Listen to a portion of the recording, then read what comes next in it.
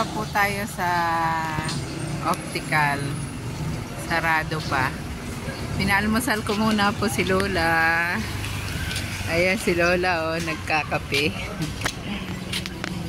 Nag-iinom ng gatas si Lola. Lola, dahan-dahan, mainit. Dahan-dahan lang, Lola, sa pagkain. Napasok kayo. Ubos na yung burger mo?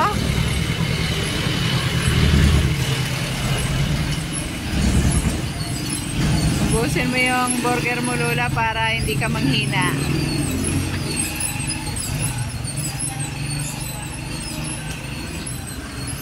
Ayan po, pinuntahan po namin siya sa bahay nila. Wala pang kain, wala pang almusal.